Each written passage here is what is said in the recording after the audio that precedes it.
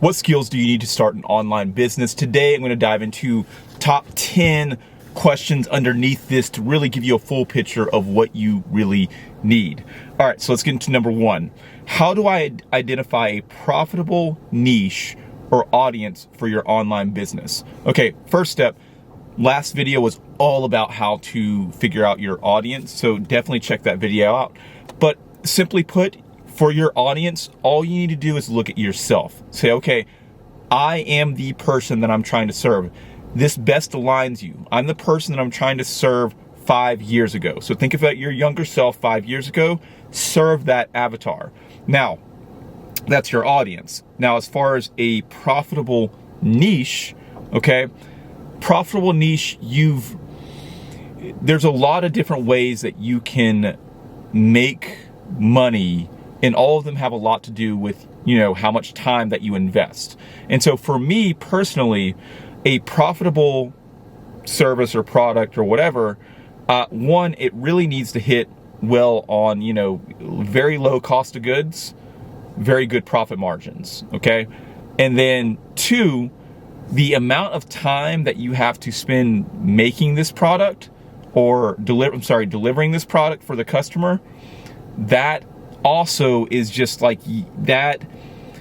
It cuts into how much time, like how many units per whatever you can actually make. So let's just talk about COGS for a second, or profit margins for a second real quick. So let's say that you are selling, let's say you are selling a website, okay, to a client. Let's say that you sell the website for, $2,000 or whatever. You can make this product yourself, which you should absolutely in the beginning. And I think a lot of times we want to outsource work super fast because we can kind of get to the next level if we're able to delegate. But I'm finding more and more and more as I do what I do, it is so much better for you, the owner, to do all of the work first, create all the systems, all the checklists, all the stuff, before you then decide, okay, I've got a really good system. I'm willing to take a percentage cut on this to allow someone like a junior to do this for me. And then that frees up and leverages my time up, because that's absolutely a leverage up time. But in the beginning, I really do think you should do this stuff yourself, because you will get much more in tune with what you actually enjoy, what needs outsourcing, etc. Now, remember, the ultimate goal of a business, and maybe this isn't specifically your ultimate goal, but there's a difference between being an owner and an operator. Typically, most of you are operators. You're probably starting your business, so you're doing a lot of the heavy lifting, all the work.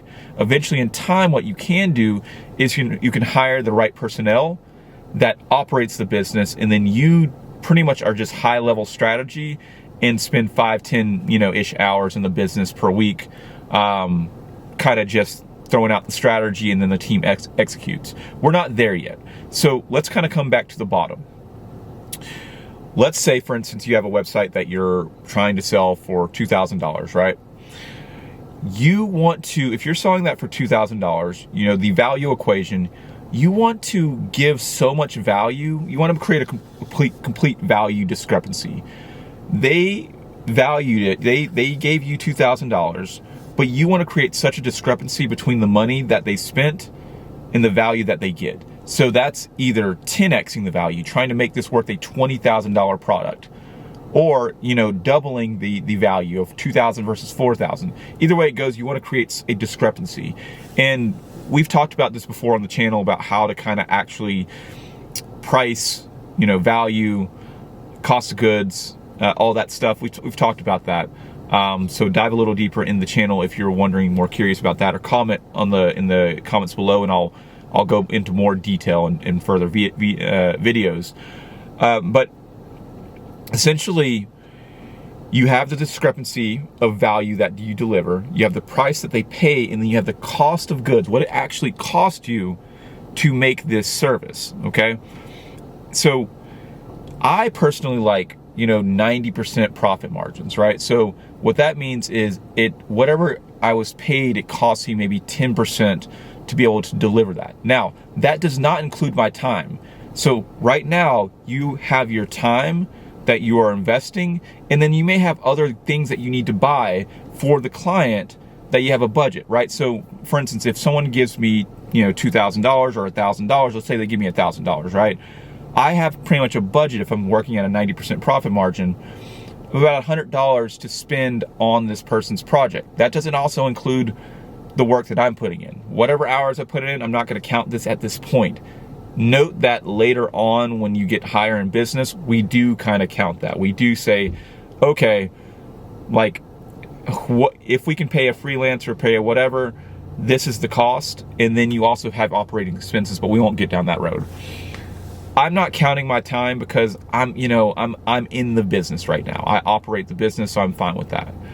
Now, if you can create a product that takes maybe, a day of your time or maybe 2 days of your time, you've invested, you've given up 8 hours of your time, and then you've also given up, let's say, $200 of your money if it's $2,000 at 90% profit margins.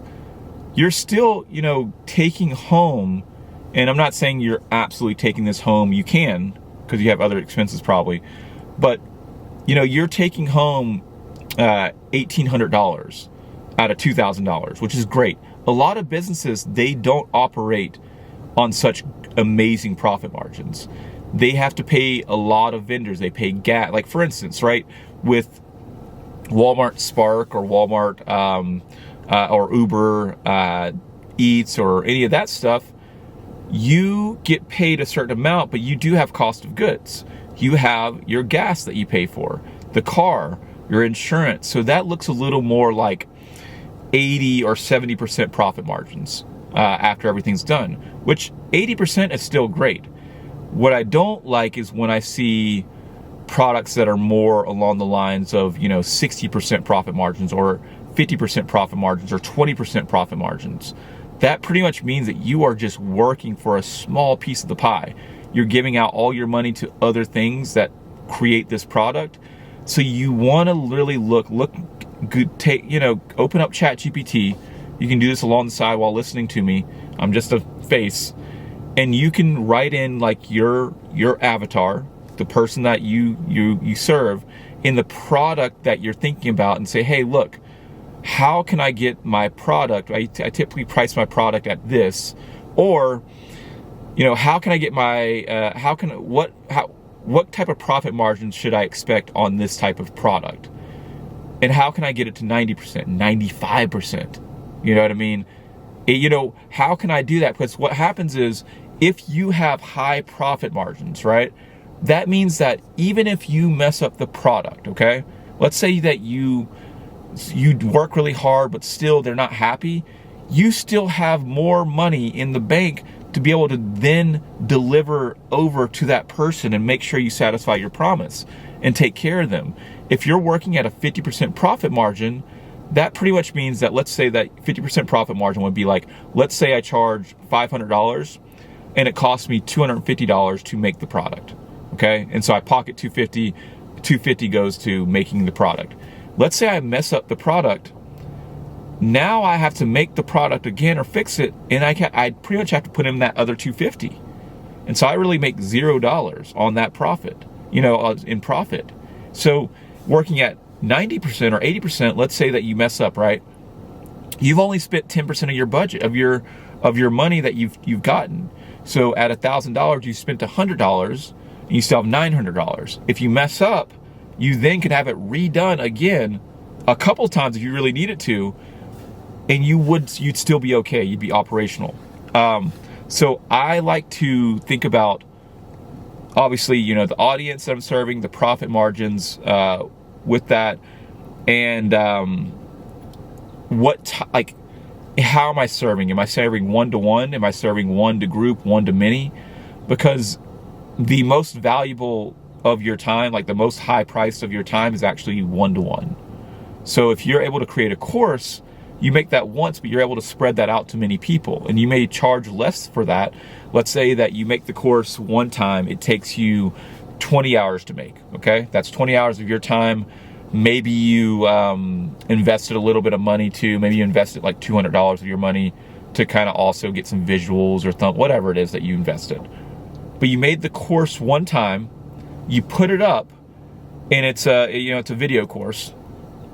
And now forever, you have 100% profit margins on that. That's absolutely insane. Absolutely insane. So that's the ultimate digital products. One second. Let's see.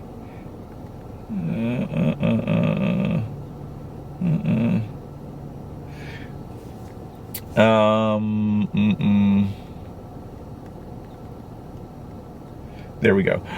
So that's the ultimate profit, right? Because for you to create another course, or for another person to buy another course, it doesn't cost you anything at all. Like, you made the course one time, the initial investment, so you made a product one time, just like you'd make for a person one-to-one, and then you allowed other people to buy that course or download that course forever and always, and you don't have to do anything. Maybe you update the course, but still, that's amazing. So I personally like the one-to-many, like digital products, course generation, stuff like that, much better than, personalized white glove. Now, most of you are probably personalized white glove right now. You have a product or service that you want to deliver to a client, and you should absolutely do that, but realize that that's a premium price. There's other things, the way that you can kind of scale this up a little bit, where you're making sure that you're leveraging your time. Anyways, that is all right. I think we answered that one. All right. What strategies can you use to develop a strong value proposition for your product or service? Very simply, go to ChatGPT, write in your avatar. For instance, my avatar, I'll give you the example. My avatar is parents that have a business or are trying to start a business, that love self-development, that are age range about 25 to 34-ish, roughly in that age group. And then I'd write down my product. Okay, so my product would be like websites or marketing or anything like that. So I'd write down my product, and I'd say, hey, give me a strong value proposition for my service. I'm actually going to do that right this second so that you can see very quickly. I'm going to write this very quickly. Hey, chat, comma, not Chad, chat. My avatar is parents that are trying to start a business or have a business that love self-development, comma, age range 30 or 24 to 34. My product is websites, custom websites. Give me a value proposition for them. Here we go. Ready? Value proposition for parentpreneurs aged 24 to 34 who love self-development. Empowering parentpreneurs to build thriving businesses with custom websites designed to grow your brand, save you time, and create more freedom for your family and future. Key elements. Number one, focus on your unique journey. We understand the challenges of balancing, so this is UVP. We understand the challenges of balancing family life and building a business. Our custom websites streamline your operations and position your brand to attract more clients so you can focus on what matters most. True story. 2, custom solutions for real impact. Forget cookie cutter designs. Our websites are tailored to reflect your vision, values, and audience, giving you the tools to stand out and scale. Dope, love it. Number 3, designed for growth, we create websites optimized for conversions, helping you turn visitors into loyal customers while freeing up your time to grow both your business and your personal development journey. And it goes on. We got time efficiency process and support beyond the launch, okay? So with that, you, with AI, and I use this every single day, all day long, you have your one-on-one, which is you, okay? You have your audience you're talking to, which is you. And then you can combine your unique vision with AI and say, hey, what's my UVP? And it will do it. And then you can kind of change it up and then say, hey, actually I meant this, or can you adjust that? And too easy. That's what I would do. A lot of these things go straight to AI. It's always just knowing what the prompts are, how to ask the question. So that's what I do. Okay, onward. Let's go back to our list of questions. I believe we were in content creation.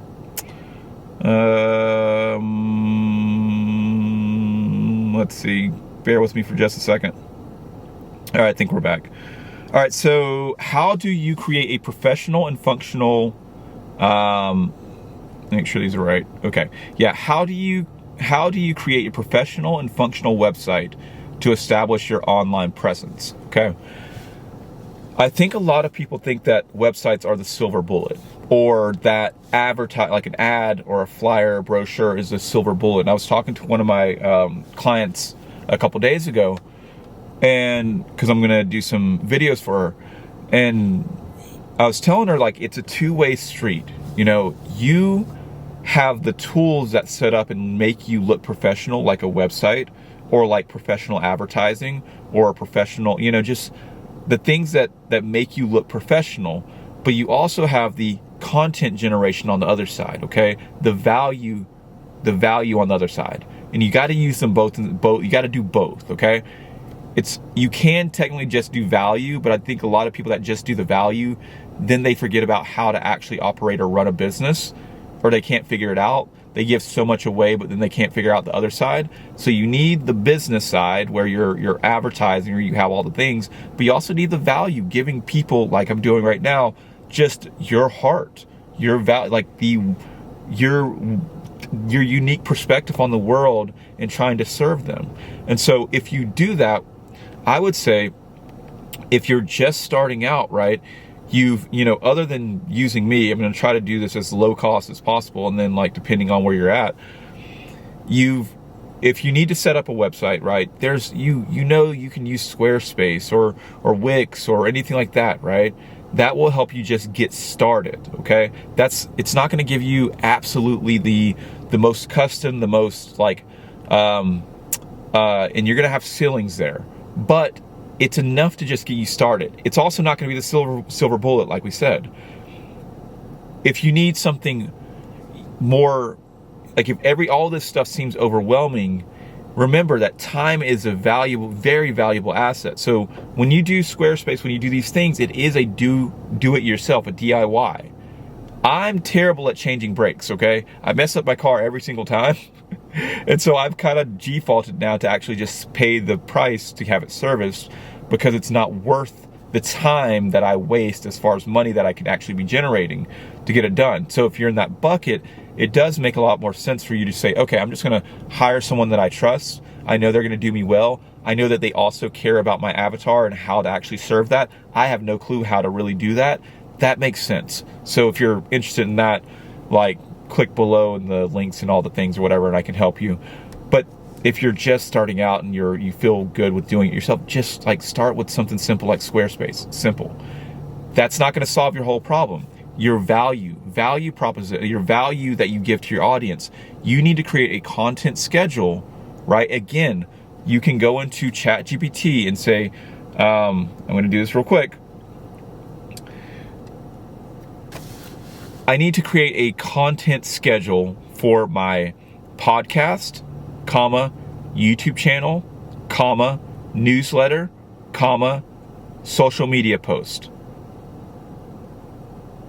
I have about 4 hours per week I can dedicate to this.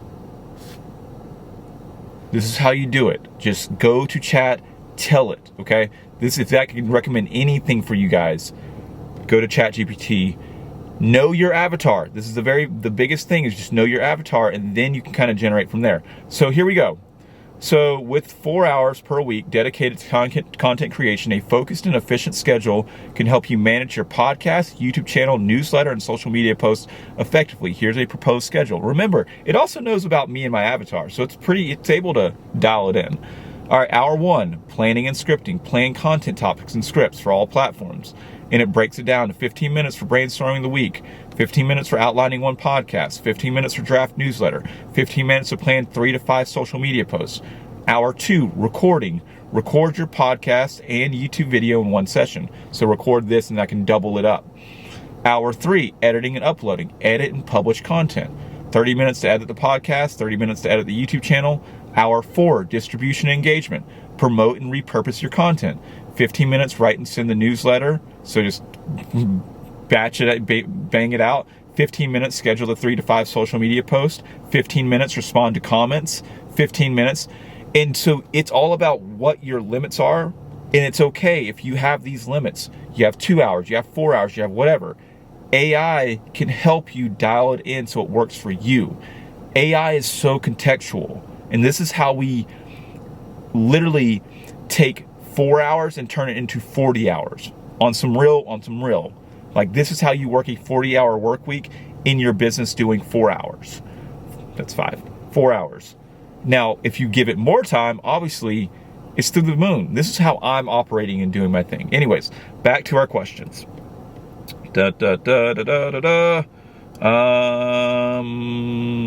are we at? Here. Okay. I'm gonna go ahead and start rapid firing through the rest of our questions. So we said, how are we most effective? How do we create a professional functional website? What are the most effective ways to market your business and attract your target audience? Very simply, if you have no money, create a long talking head video like this for 30 minutes each day. You have 30 minutes each day. I do this every day. I sit down. I'm about to go to work. It's 8:50 right now, so I start at 8:30 and then 9 o'clock I'll start work. 30 minutes, long talking head video.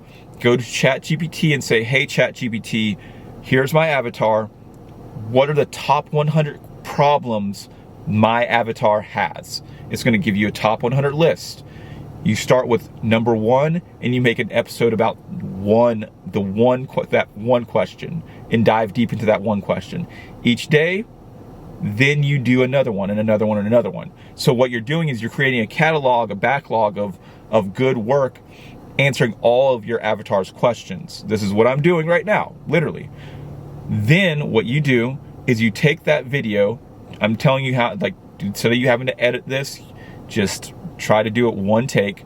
You take it, you upload it to YouTube, you go to ChatGPT and say, hey, what is a good title for this? It'll give you a title.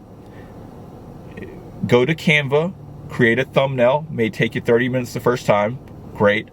And then you post it. So that's one piece of content. Now, go to Opus.pro, Opus Clip, it's Opus Clips. Opus Clips, it's a $30 a month subscription and it's so worth it. If I had to give you $50 to spend for the month on your business, it would be $20 for ChatGPT Pro and then $30 for Opus Clips. Those are going to be killers for helping you do this. You go to Opus Clip, you take that YouTube video that was publicly posted, you add it to Opus Clips, and it will create about 24 to 25, 30, 40, whatever, depending how long the video is, shorts with captions and everything ready for you to distribute. It knows how to do it. I do this. If you've watched any of my shorts, if you're watching a short right now, that's what's happening. And then you can take the time to kind of review and make sure that they align. Sometimes it creates some clips that it'll say in the title something, and then you listen to it, you're like, that wasn't 10 answers. I was doing that this morning. And then you schedule them. I like to schedule them every 2 hours, okay? To all of my social medias. So it's kind of like I record one day, which is 30 minutes, and then I'm able to schedule social media posts every 2 hours, 12 a day, 12 shorts a day. That's crazy. Just like that. And then I make another video tomorrow or the next day, depending on your schedule. And that's how you can create a really good systematic content schedule that is reliable, that will bring you, in the month of November, this system brought me in 100,000 views over the month, okay? So you can do this. Turn on your camera and then start, okay? All right, rapid fire.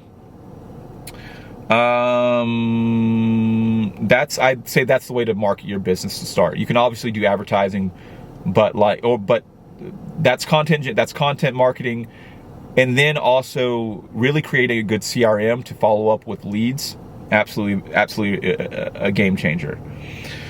How do you create and manage content that aligns with your brand and engages with your audience? We just talked about that. Pretty much record 30-minute clip long, then run it into Opus clips, and it'll create about 24 clips for you. What tools or platforms are essential for managing sales, payments, and customer data? I use Notion right now as my CRM. Customer relationship management. That's all that really means. Customer relationship management. So I pretty much have a big table of all of my people on my email list, all of my leads, all that stuff. If you want to know more about my CRM, because I can go super deep on this. And then what I do is I have a few checklists called within each contact that says email, text message, social media. And as I rotate through them for the month or for the week or for the day, I try to make sure I email them and then text them and then follow up with their social media, and try to, because that's the way you can kind of just make them more warm and make them feel good and learn more about them. Like, it's so hard to manage all this stuff by yourself. So of course you're going to forget to follow up with Sally over here. But if you have a checklist to be like, oh yeah, that's right, I didn't check the checks box, so I need to follow up with Sally and kind of like check on her and see how she's doing. So CRM. You need a payment processor, Stripe. You can use Stripe without a website. Stripe's amazing. It'll allow you to make payment links, all that stuff. And that's how you can process payments. And then managing sales, obviously a website. You know what I mean? A website. And then use ChatGPT to help you build out your products. Use AI. It will save you hundreds and hundreds and thousands of hours throughout the year. I promise. That if I could make a promise to you, that would be the promise. Use AI. $20 a month. And then we're almost done. How do you build and nurture relationships with customers to encourage loyalty and referrals? We talked about the bow tie system in a previous video. This is not my own system. I really need to look this guy's name up because it's really helping me systematize a lot of stuff. So I'm going to do my job to try to find that.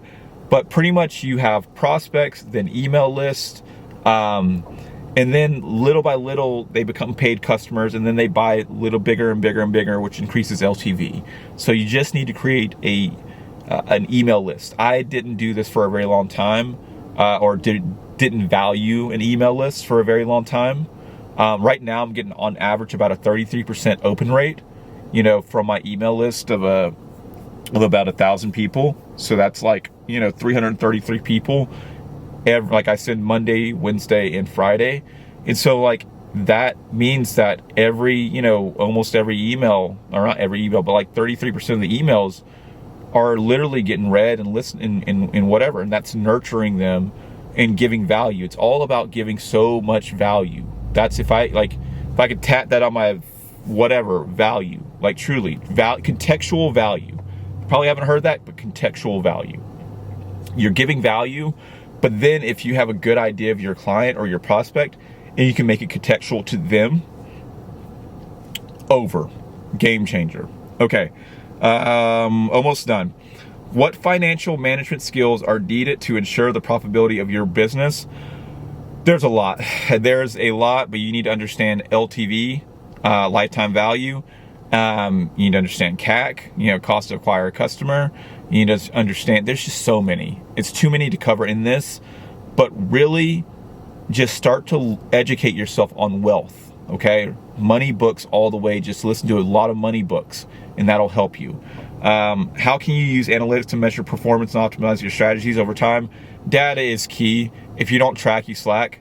And then lastly, what mindset and personal development practices are crucial for maintaining focus and resilience as an online entrepreneur?